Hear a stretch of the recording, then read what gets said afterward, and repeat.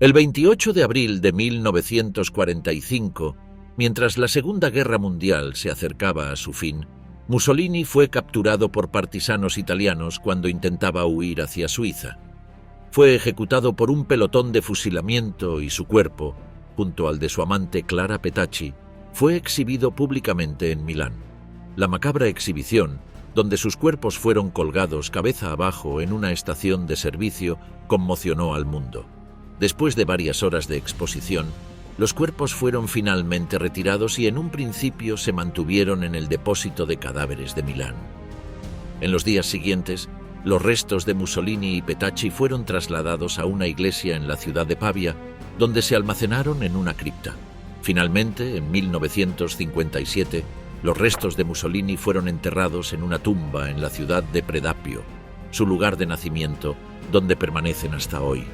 Un último eco de un hombre que por un breve período definió el destino de una nación, que llevó a Italia al borde de la historia y cuya caída marcó el fin de una era. El último imperio, la sombra de Mussolini. Una década antes de que Hitler llegara al poder, cuando el generalísimo Franco era apenas un coronel desconocido y la mayor parte de Europa estaba compuesta por repúblicas democráticas, un hombre había imaginado una dictadura totalitaria que rivalizaría con la gloria del Imperio Romano. Benito Mussolini se convirtió en el líder supremo de Italia en 1923, imponiendo la mayoría de las características de los futuros estados autoritarios: detención de opositores políticos en campos de concentración, una fuerza policial secreta que controlaba a la población civil, un enorme aparato de propaganda y un culto a la personalidad en torno a un líder fuerte. El régimen fascista de Mussolini no solo inició una tendencia en la política de Europa continental, sino que también fue uno de los más crueles y sanguinarios de la historia. La caída de Mussolini fue igualmente cruel y violenta. Cuando Italia no logró contener a los ejércitos aliados durante la Segunda Guerra Mundial, Mussolini hizo un último esfuerzo por buscar ayuda de su cercano aliado, Adolf Hitler. El 19 de julio de 1943, sostuvo una reunión con el Führer en Feltre, pero Hitler le dio malas noticias. No había nada que pudieran hacer e Italia pronto caería. Al mismo tiempo que conversaban en Feltre, Roma estaba siendo bombardeada por las fuerzas aéreas aliadas. Pocos días después, el Gran Consejo del Partido Fascista, que había sido fundado por Mussolini en 1921, firmó una petición para la destitución de Mussolini. Esto fue solo simbólico, ya que no tenían la autoridad para llevarlo a cabo. Fue el propio rey quien le pidió personalmente a Mussolini que renunciara el 25 de julio. Víctor Manuel III informó a Mussolini que sería sustituido por Pietro Badoglio, pero le garantizó inmunidad. El rey hizo que 200 policías rodearan el Palacio de Gobierno y Mussolini fue escoltado en una ambulancia de la Cruz Roja hasta una casa segura en un lugar no revelado. Con esto, Víctor Manuel III pensó que salvaría el reino y su reinado. Estaba equivocado. Después del armisticio, firmado por el rey en septiembre de 1943, Italia quedó sumergida en una cruda guerra civil. El rey y su familia, Badoglio y los principales colaboradores del gobierno huyeron a Apulia, poniéndose bajo la protección del ejército aliado. Siguiendo órdenes del Comando Supremo aliado, formaron un gobierno improvisado y declararon la guerra a Alemania, que hasta hacía pocos meses había sido el principal aliado de Italia. Esto, a su vez, permitió que Alemania invadiera el norte de Italia, allanando el camino para algunas de las masacres más sangrientas en la historia italiana.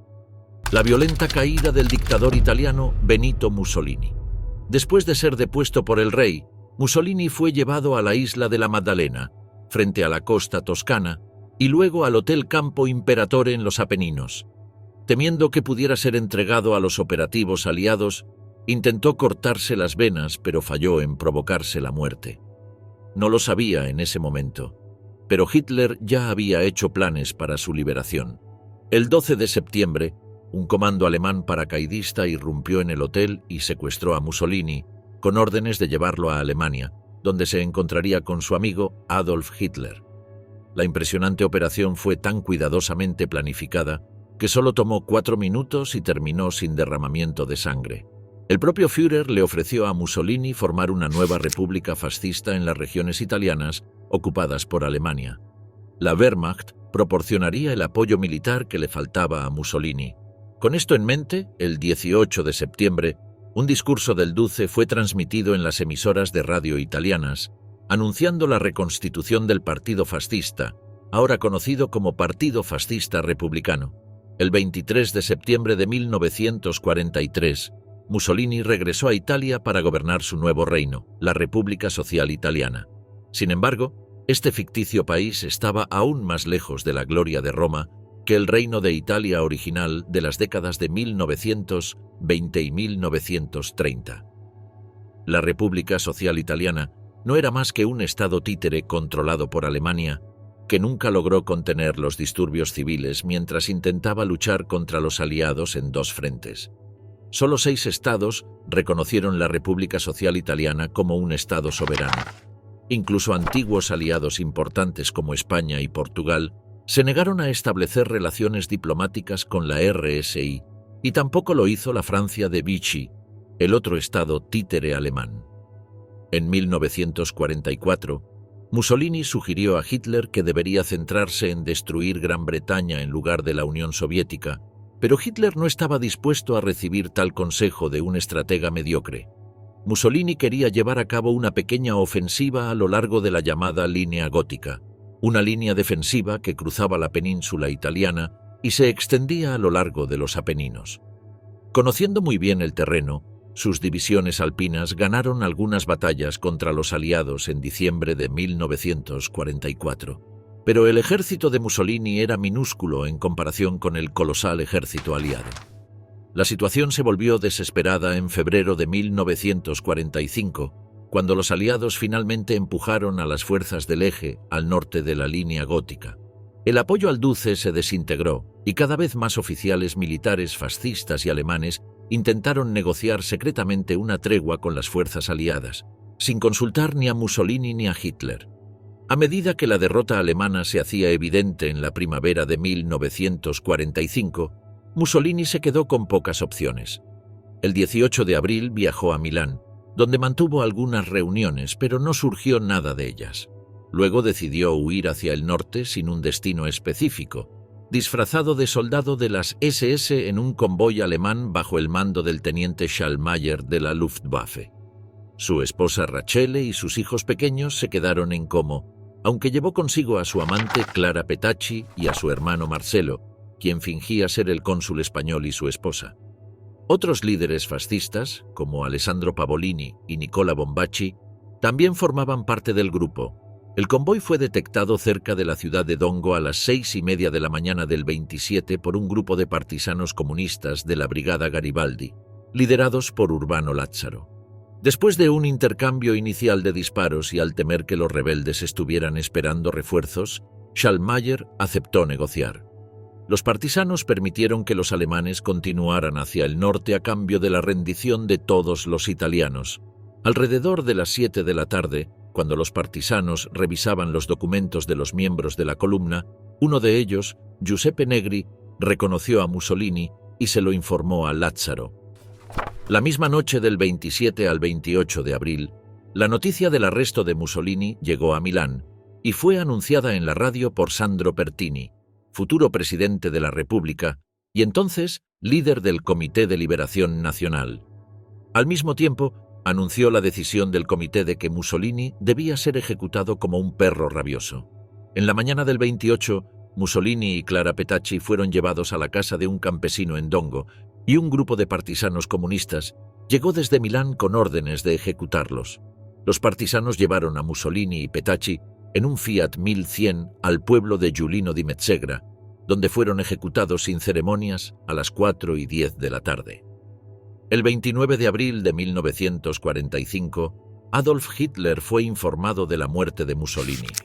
No se sabe si el destino de Mussolini influyó en la decisión de Hitler de quitarse la vida junto a Eva Braun, pero Hermann Göring testificó en los juicios de Nuremberg que él y Hitler habían visto las fotografías de Mussolini colgado cabeza abajo la última vez que vio al Führer. Esto fue 8 días después del cumpleaños de Hitler, el mismo día en que Mussolini fue asesinado. La ejecución de Mussolini. ¿Quién apretó el gatillo? La muerte real de Mussolini no fue tan importante como la forma en que su cadáver fue exhibido para que todos lo vieran en medio de una plaza en el norte de Italia.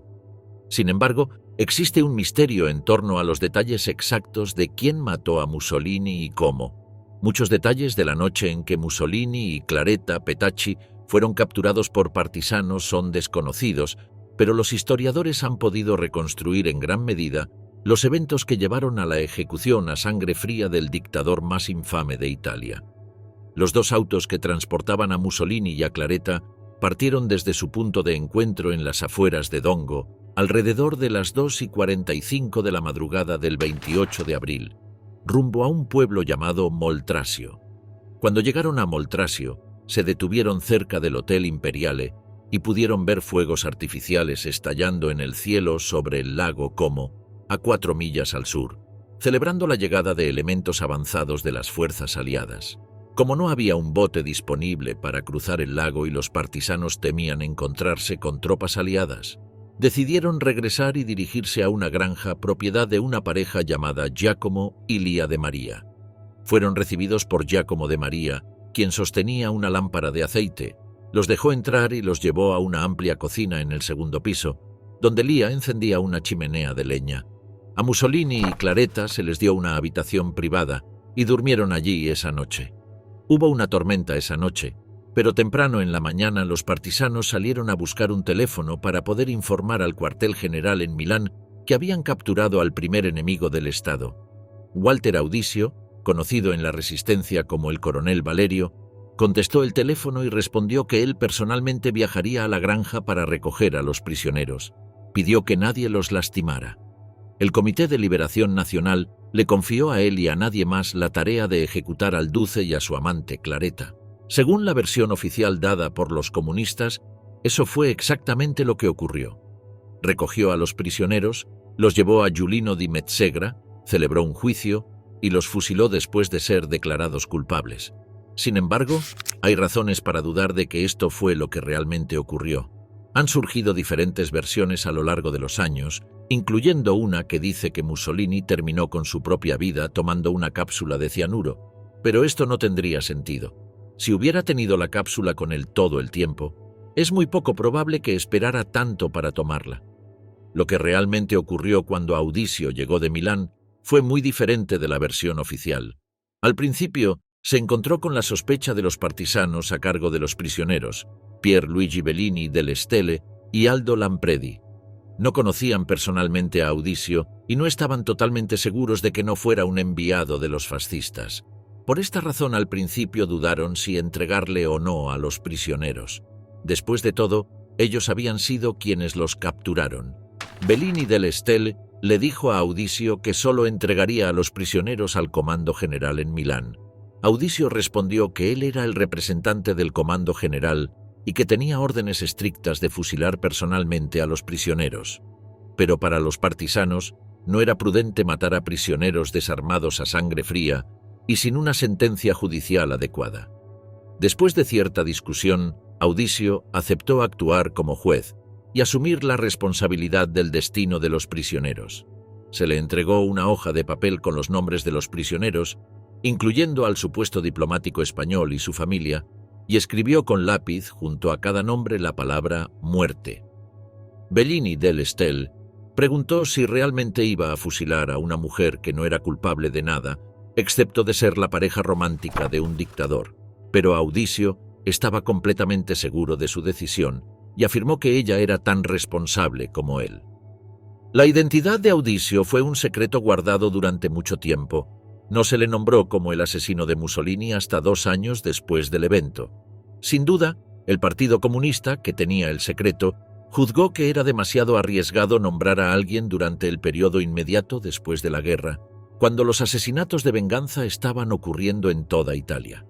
Las primeras versiones de cómo ocurrió el asesinato, que solo daban seudónimos para los involucrados, llamando a Audicio Coronel Valerio, aparecieron en el periódico comunista L'Unità a lo largo de un periodo de meses y años, y eran desconcertantemente contradictorias con cada nuevo relato.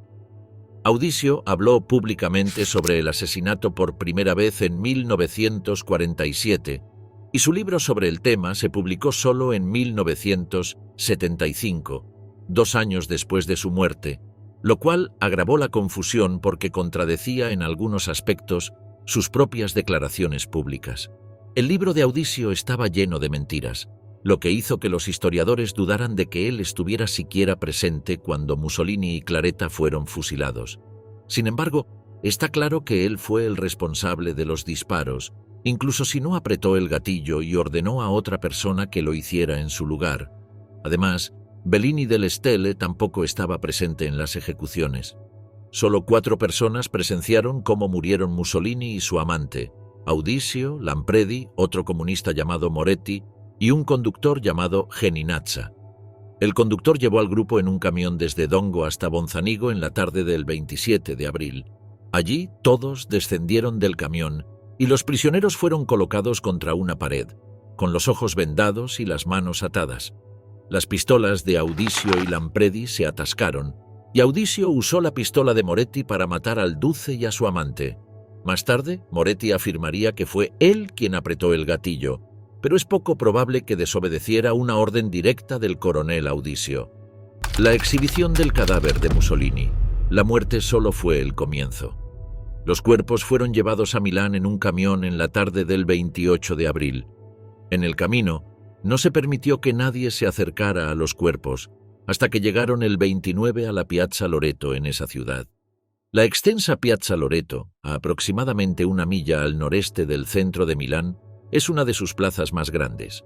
Allí, los cuerpos de Mussolini, Claretta Petacci y otros 16 fascistas asesinados en Dongo fueron sometidos a una orgía de violencia que aún avergüenza a quienes participaron. Los cuerpos fueron objeto de todo tipo de ultrajes por parte de una multitud que se había reunido en la plaza desde temprano en la mañana. Al amanecer, un transeúnte se tomó la molestia de colocar la pila de cuerpos en la plaza en algún tipo de orden. Mussolini fue colocado un poco separado de los demás, con su cabeza y hombros descansando sobre los pechos de Claretta. 2 jóvenes llegaron y patearon repetidamente la mandíbula del cadáver. Su labio superior estaba grotescamente tirado hacia atrás, dejando ver los dientes, como si estuviera a punto de hablar. Alguien puso una bandera en su mano y apretó sus dedos alrededor de ella. A las 9 de la mañana, la multitud había crecido considerablemente, y la gente gritaba y saltaba para obtener una mejor vista. Los testigos describieron luego a la multitud como siniestra, depravada y fuera de control. Algunos se reían histéricamente. Una mujer sacó un revólver y disparó 5 tiros en la cabeza de Mussolini para vengar a cada uno de sus 5 hijos muertos. Otra mujer arrancó un trozo de su camisa, lo encendió y lo arrojó en su rostro. Bajo repetidos golpes, el cráneo de Mussolini se agrietó y uno de sus ojos cayó de su cuenca. Una mujer se agachó, levantó su falda y orinó sobre su rostro. Otros cubrieron su rostro de saliva. La gente arrojó pedazos de pan negro a los cuerpos y un hombre intentó poner un ratón muerto en la boca de Mussolini. Una mujer incluso trajo un látigo para golpear a Mussolini. La multitud creció y avanzó, obligando a los que estaban más cerca de los cuerpos a pisotearlos.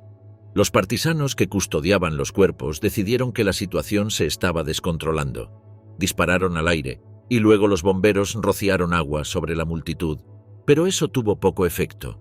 La gente corría por las calles alrededor de Milán, gritando que el cadáver de Mussolini estaba expuesto en Piazzale Loreto, quizás por vergüenza o porque temían que la multitud se descontrolara. Los partisanos colgaron cuerdas sobre las vigas de la estación de servicio en la plaza y las ataron a los tobillos de los cadáveres. Mussolini fue colgado primero hasta que su cabeza quedó a 6 pies del suelo. Sin duda, los partisanos actuaron por instinto más que por memoria histórica, pero en la Edad Media se colgaba a la gente cabeza abajo por crímenes de infamia. El rostro de Mussolini estaba salpicado de sangre y su boca estaba abierta. La multitud vitoreó salvajemente. Los que estaban al frente le escupían y le arrojaban basura. Sus calzoncillos se asomaban a través de la bragueta abierta de sus pantalones militares. Claretta fue colgada después, con su falda cayendo sobre su rostro, revelando que no llevaba ropa interior. Un capellán partisano, don Poyarolo, se subió a una caja y, entre abucheos y gritos, metió su falda entre sus piernas. Después de que el cuerpo de Claretta fue colgado, cayó un repentino silencio sobre la plaza. Un testigo dijo que el aire estaba lleno de una calidad opresiva, una atmósfera de expectación, como si todo fuera un sueño del que despertaríamos para encontrar el mundo sin cambios. El Duce estaba finalmente muerto, asesinado sin juicio. Un hombre llegó y golpeó el cuerpo de Claretta con un palo, girándolo alrededor del extremo de la cuerda. Luego se colgaron 4 cuerpos más, entre gritos de la multitud. Colgarlos boca abajo era un símbolo de la forma en que los fascistas trataban a sus enemigos. Esto se hizo para confirmar públicamente su muerte y como un gesto de humillación y venganza partidaria, ya que meses antes los cuerpos de 15 partisanos antifascistas habían sido colgados en el mismo lugar.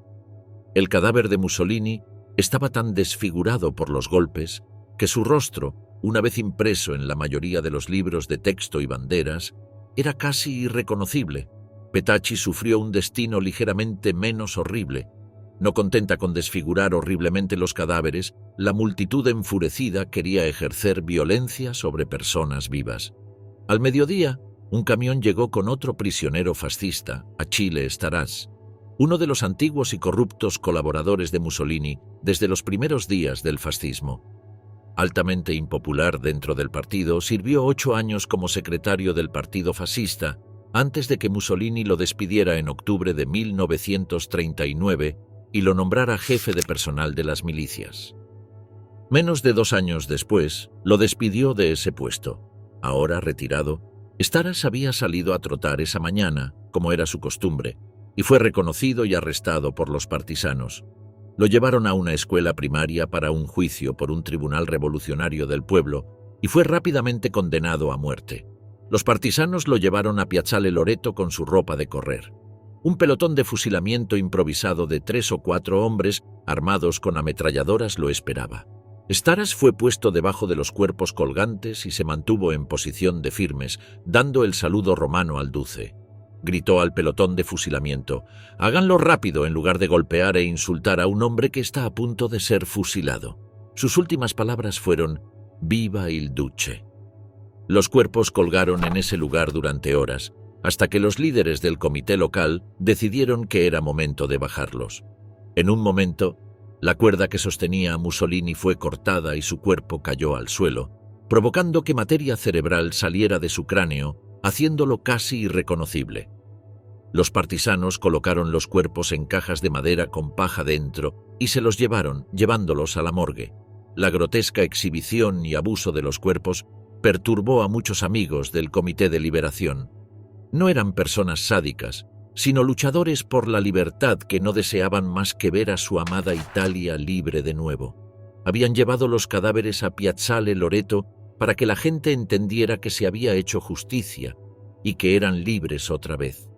No esperaban que el público reaccionara de una manera tan sedienta de sangre y cruel. Algunos partisanos confesaron más tarde que su insurrección fue deshonrada por los eventos en Piazzale Loreto. Algunos incluso afirmaron que no podían ver ninguna diferencia entre la multitud reunida allí y los fascistas que adoraban al tirano hasta ese momento.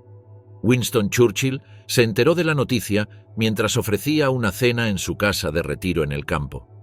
Cuando le informaron que Mussolini había muerto, compartió la noticia con alegría con sus invitados, diciéndoles que la bestia sangrienta está muerta. Sin embargo, más tarde se enteró de lo que sucedió en Piazzale Loreto y se sintió profundamente conmocionado. En un cable que envió a Sir Harold Alexander, Churchill expresó un disgusto total. Pensaba que había sido un acto cobarde. Especialmente le sorprendió saber que la amante de Mussolini había tenido el mismo destino, cuando sus crímenes, si es que tenía alguno, eran infinitamente menores. Prometió encontrar al cobarde que la mató y expuso su cuerpo en la plaza una vez que la guerra terminara, pero nunca lo hizo. A las 7:30 de la mañana del 30 de abril, el profesor Caio Mario Cataveni y otros 2 médicos realizaron una autopsia en el cuerpo de Mussolini en el Instituto de Medicina Legal de Milán. Después, Cataveni escribió a mano un informe detallado de sus hallazgos. Parte de él fue escrito en los márgenes de una página de periódico, aparentemente debido a la escasez de papel. El informe de Cataveni mencionaba que Mussolini había recibido 9 disparos mientras aún estaba vivo. La muerte fue inmediata, causada por 4 disparos cerca del corazón. Una bala atravesó el antebrazo derecho del duce. Después de la autopsia en su cuerpo, fue enterrado en secreto en el campo 16, parcela 384, del cementerio de Musocco en las afueras noreste de Milán, sin ninguna marca para indicar dónde descansaba su cuerpo. No se realizó ninguna autopsia en el cuerpo de Claretta, pero fue exhumado públicamente el 12 de abril de 1947, a petición de su familia. El cuerpo de Claretta fue enterrado en un cementerio de Milán bajo el nombre de Rita Colfosco y solo fue entregado a su familia 11 años después. En marzo de 1956, el cuerpo fue reenterrado en el cementerio de verano en Roma en un sarcófago de mármol rosa, coronado por una estatua de mármol blanco. El cadáver de Mussolini es robado por neofascistas. Esa no fue el final de la historia. Incluso en la tumba Benito Mussolini no pudo descansar en paz. El 4 de mayo de 1945, el mayor Calvin S. Dreyer, consultor psiquiátrico del Quinto Ejército de los Estados Unidos, escribió al Comité de Liberación Nacional solicitando como gran favor que se le permitiera obtener una pequeña muestra de tejido cerebral de Mussolini. En su carta decía que la muestra sería enviada al doctor Winfred Oberholzer, director del Hospital St. Elizabeth's, un hospital psiquiátrico en Washington, y que sería utilizada solo con fines científicos. La muestra fue entregada el 29 de mayo. Posteriormente, la familia de Mussolini reclamaría el fragmento cerebral al doctor Oberholzer, pero él ya había fallecido y el paradero del fragmento era desconocido. El Departamento de Estado asumió la solicitud, informando a la familia que no tenía objeciones para devolver el fragmento cerebral, pero nadie sabía dónde estaba.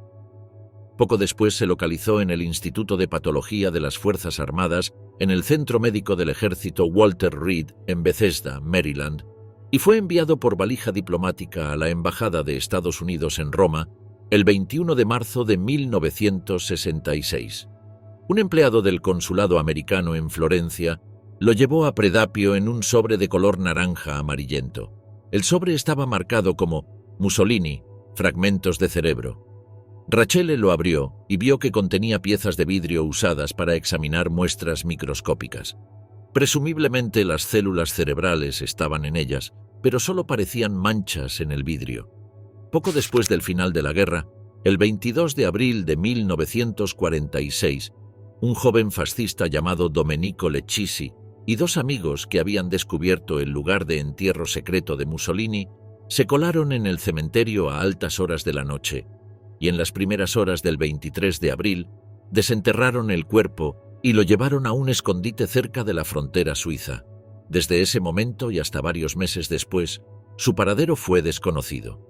Lecchisi tenía un objetivo político preciso. En el período de posguerra, como escribió más tarde en Autodefensa, los fascistas estaban siendo cazados y asesinados, internados en campos de concentración o llevados ante tribunales populares con solo un mínimo de legalidad. Muchos, como él, estaban desempleados y luchando por sobrevivir. Creía que la reconstrucción de Italia requería un rápido fin a los métodos severos y una integración de los fascistas en la nueva vida democrática del país. Comenzó a pensar que para llamar la atención de los italianos sobre la necesidad de cerrar con el pasado, era necesario desenterrar ese sepulcro. El 6 de abril Lecchisi escribió una carta al prefecto de Milán, al jefe de policía, a los periódicos y al cardenal Schuster. Esbozaba sus objetivos para un programa de pacificación para unir a los italianos contra el peligro común del hambre y la devaluación política ante el mundo, y amenazaba con violencia si su movimiento no era escuchado. Sin embargo, terminó devolviendo el cuerpo a la policía. Después de que se recuperara el cuerpo de Mussolini, fue trasladado de un lado a otro entre la morgue de Milán y la jefatura de policía. El 14 de agosto fue llevado al Instituto de Medicina Legal por segunda vez, principalmente con el propósito de asegurar su identificación. Los funcionarios del gobierno en Roma debatieron qué hacer a continuación con Mussolini. Finalmente, decidieron que el lugar de entierro debía ser secreto, seleccionado por el cardenal Schuster y conocido solo por 8 de los funcionarios de más alto rango de la policía y del gobierno. Finalmente, se decidió devolver su cuerpo a su familia, incluido el cerebro extraído de Mussolini, que se encontraba en el Instituto de Medicina Legal de Milán. Después de la restitución a la familia, su cuerpo fue trasladado en 1957 a una capilla en el pueblo de Predapio. En la madrugada del 25 de diciembre de 1971, una poderosa bomba explotó allí, causando graves daños, pero sin afectar las tumbas. Este fue el último episodio del calvario que el cuerpo de Mussolini atravesó después de su muerte en 1945. Los crímenes de Mussolini están entre los más atroces y sanguinarios de todos los dictadores europeos. Bajo sus órdenes directas, cientos de miles de personas fueron masacradas, incluidos judíos, africanos, croatas, libios e incluso italianos inocentes. Tan profundo era el odio hacia él en su propia sociedad al final de la guerra, que la gente descargó sus frustraciones y resentimiento contra su cuerpo y el de su amante. Para un hombre que construyó cuidadosamente una imagen de fuerza, virilidad y pulcritud, ser fusilado y luego colgado boca abajo en una plaza de Milán significó la humillación definitiva. El destino quiso que esta última imagen, la de un dictador derrotado y desacreditado, fuera la que sobreviviera para las nuevas generaciones. Así es como se recordará al Duce.